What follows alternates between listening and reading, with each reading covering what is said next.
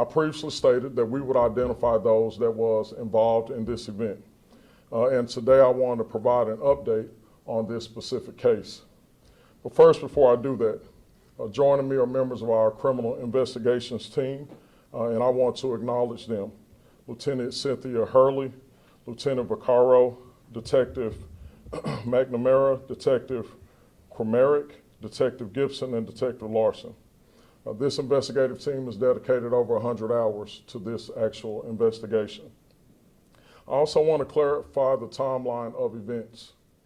On October the 14th, we received a 911 call, initially reported as a suspicious event. Later, this was upgraded to a burglary in progress. Our officers arrived on scene within 2 minutes of being dispatched.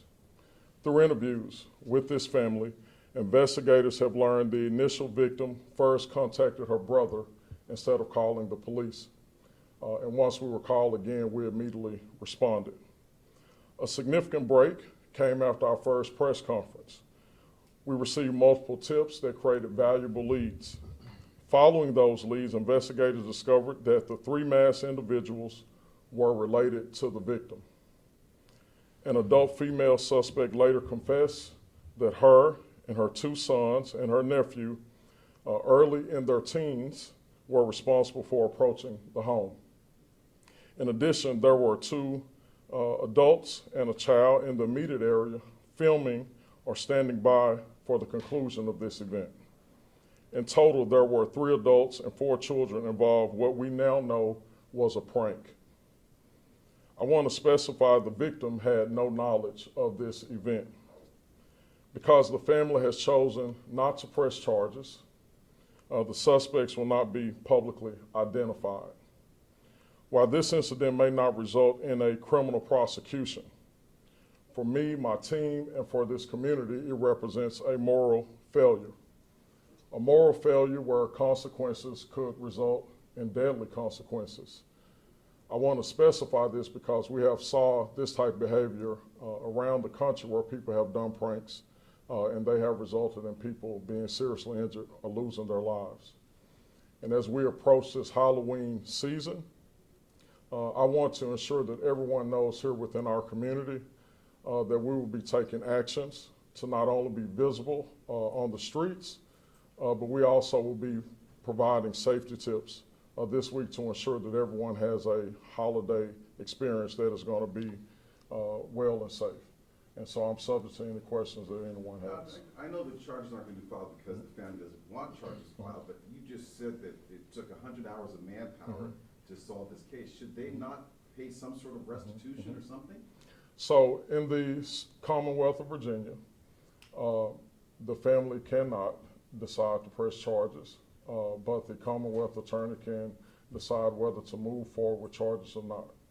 In the interest of justice and us identifying what has happened and occurred, I am speaking about this publicly. As I talked about it earlier, it is a moral failure, and we have taken the action to investigate it. And at this time, we're still deciding not to move forward with charges after consulting with the family and also talking with the Commonwealth attorney. Well, my question was, since this family perpetrated this hoax, should they not be responsible for the cost of investigating this case? So again, that was our decision that we have made collectively. I want to send a clear message, right? Number one, that adults should be accountable for their children. They should not exercise this type of behavior, but this is hopefully will be a learning experience for this family, and these are the actions that we've decided to take at this time. Chief, when this incident happened, did somebody go outside with a firearm to investigate? Could this in fact have been a deadly incident that occurred? And then also just, your response when you learned that it was family and children involved? So I think you're absolutely right to ask that question. What we do know is that the victim in this incident called her brother. Her brother responded to the scene with a firearm instead of what I just said earlier, calling us. And so absolutely it could have resulted deadly. We know that the persons were at the door. Although it was a prank, they were making threatening comments. And I think that the victim called a family member who she believed was close. And you're absolutely right, as I want to emphasize to everyone, these are not pranks, right? to be taken lightly. It is a very serious incident, and while they had no knowledge that this were persons that they knew, it could have been deadly if that action was taken. Chief, have you been able to speak with the people involved, the family members? What did they have to say? And as far as, was this simply a joke in their minds? So our detectives, again, have worked diligently to speak with the family, right? This has been a significantly week-long process to where we have tried to identify how people feel, what does justice mean to them, right? And they made a decision that they did not want to prosecute against their family. As you can imagine by looking at the video and also reporting it to the police, they were absolutely terrified with this happening occurred. But we have to, again, look at all the circumstances to include if this should go to court, if it did go to court, would the victim per se show up to speak against their family member or prosecute? Again, I hope it's a lesson learned, not just for this particular family, but for anyone else in the community during this holiday season. I think his question was about the guys who Wearing the masks. in masks. Did you guys speak to people wearing the masks? So our detectives have spoken to them, and specifically the mother that was involved, who gave the full confession. I made a plea that we would get tips from our community, but also the persons that are involved, it would be a lot easier if they came forward. Was there consideration to charge them for wearing masks in public, which is a violation of? So there were multiple considerations, as I just stated. But again, from a human perspective, while this was very challenging, we also have to ask, does the individual desire to prosecute against their family? And I think that they decided not to, and we have to work through that to try to respect that decision. What was the reason for the prank? I don't know, right? It was Halloween. I think that, to define a prank is to scare someone, but I don't think that there was an actual motive other than what we know. How long after the initial press conference did they come forward and confess? What was that timeline there? Well, I will say probably several days after the initial press conference, we received multiple tips. And those multiple tips were persons from a neighboring jurisdiction that had some knowledge based off of this, and they gave our detectives some leads to follow up on. So they didn't come forward and raise their hand. You guys contacted them and they said, oh yeah, it was us. You're correct. Exact, when was that?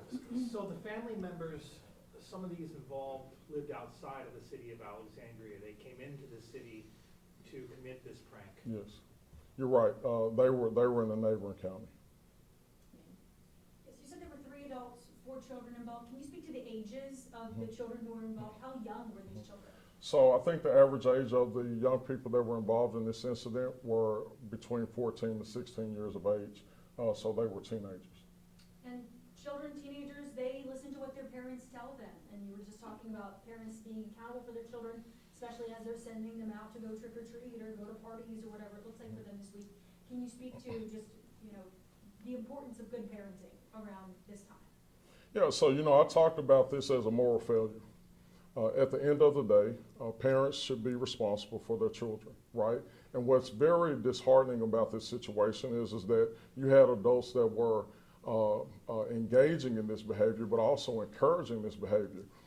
And so again, there is a moral responsibility to direct and provide guidance for your children, right? And in this case, they failed.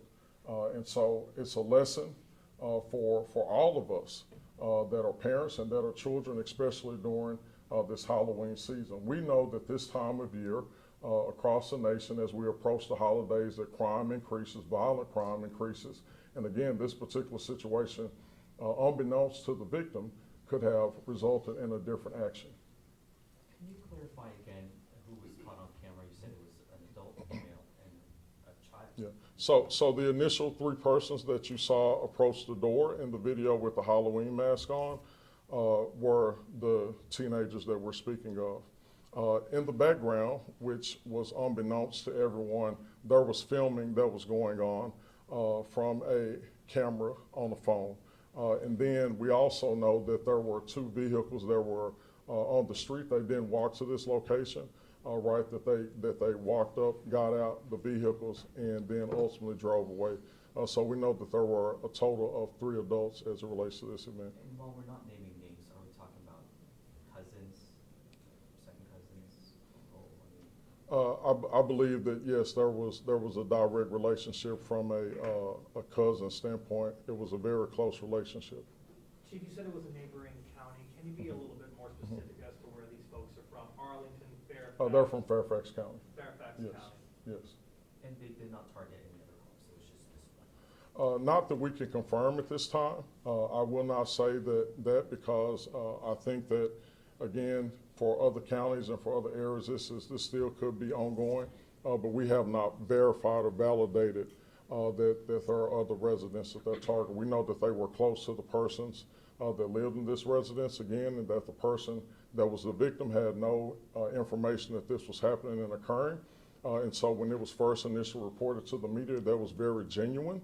And our investigators, again, taking those leads, following up on those leads, were able to identify that they had a relationship to this family. Chief, why do we have to wait so long to hear about this? If it was a prank, why didn't these family members just come out immediately and say, it's a joke, everybody, it's a prank? Like, why do we have to wait so long to hear this from you, sir? Well, I think number one, James, my focus was for our team to identify who did this, right? And so we did an initial press conference as it related to this. I can't directly speak for the family, right? As this information evolved, and from a human perspective, you learn that your family members are involved and engaged in this.